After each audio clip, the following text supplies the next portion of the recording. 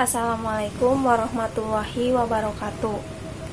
Izin memperkenalkan diri, nama saya Amelia Gustiana, kelas 12 TKJ 3. Di sini saya akan mempresentasikan tentang cloud computing. Video ini saya persembahkan kepada Bapak Periadi. Sebelum mengenal apa sih arti cloud computing ini, saya akan sedikit menceritakan tentang sejarah dari cloud computing ini. Cloud computing adalah suatu istilah yang dipinjam dari telepon. Sampai tahun 1990-an, sirkuit data termasuk yang membawa lalu lintas internet yang berkabel keras di antara tujuan. Kemudian, perusahaan telepon long haul mulai menawarkan jasa virtual private network atau VPN atau jaringan maya privat untuk komunikasi data. Perusahaan telepon memungkinkan menyediakan layanan yang berdasarkan VPN dengan jaminan bandwidth dengan sirkuit yang diperbaiki dengan biaya yang lebih murah, karena mereka dapat mengganti lalu lintas untuk menyeimbangkan pengguna yang mereka lihat cocok, sehingga penggunaan jaringan mereka secara keseluruhan lebih efektif. Sebagai hasil dari penyusunan ini, memungkinkan untuk menentukan dengan cepat dan tepat jalan mana yang akan dilalui. Simbol cloud atau awan digunakan untuk menunjukkan tanggung jawab sebuah provider atau penyedia layanan, dan cloud computing atau komputerasi awan memperluasnya untuk melindungi server sebaik infrastruktur jaringannya. Hal yang mendasari konsep cloud computing berawal pada tahun 1960-an, saat John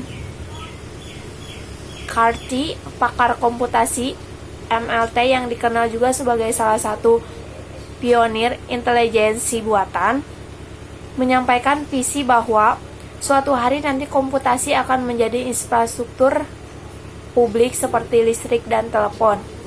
Namun, baru di tahun 1995, Larry Ellison, pendiri Oracle, memunculkan ide network computing sebagai kampanye untuk menggugat dominasi Microsoft yang saat itu merajai desktop computing dengan Windows 95-nya.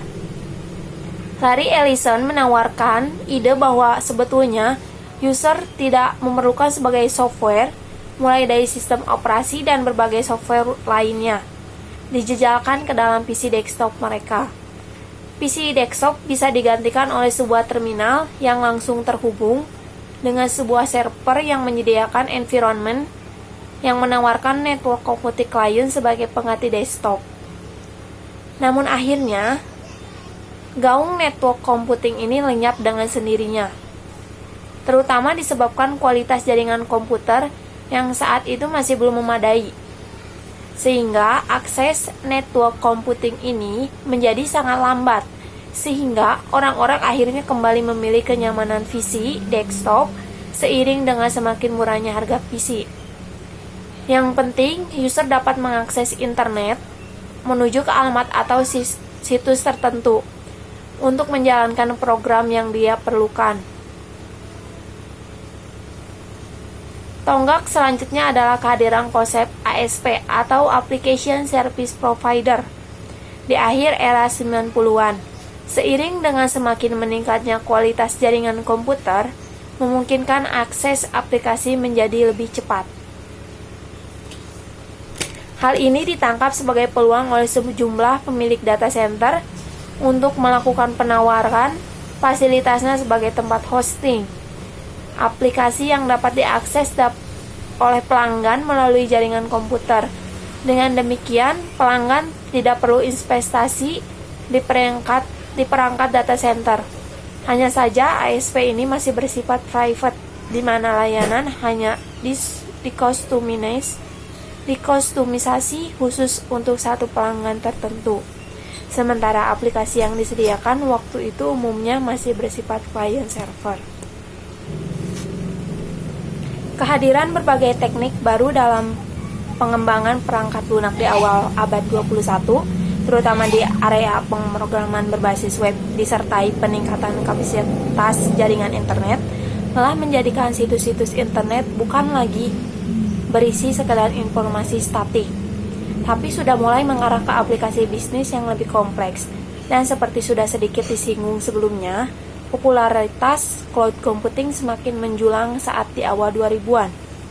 Mark Benioff ex Vivi di Oracle meluncurkan layanan aplikasi CRM dalam bentuk software as a service, Salesforce.com, yang mendapatkan sambutan luar biasa di dunia teknologi informasi. Dengan semisalnya yang terkenal yaitu The End of Software.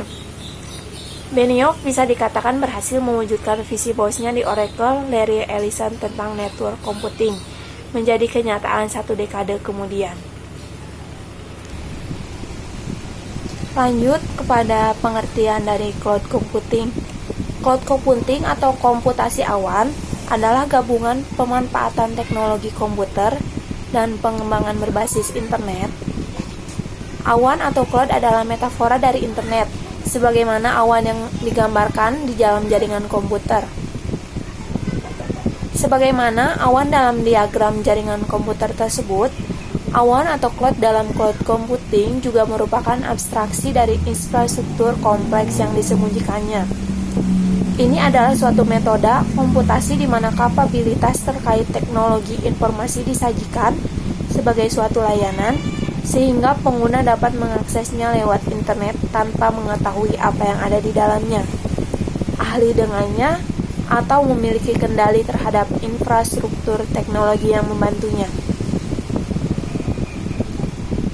Perkembangan cloud computing pada saat ini merupakan bagian integral dalam perencanaan strategis teknologi informasi suatu organisasi atau perusahaan.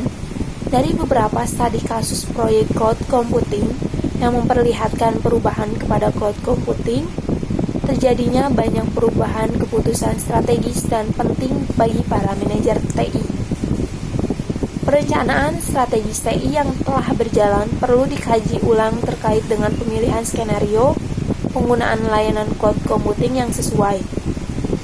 Tantangan yang dihadapi oleh pengguna layanan cloud computing terletak pada wilayah keamanan data dan kepatuhan terhadap regulasi atau standar.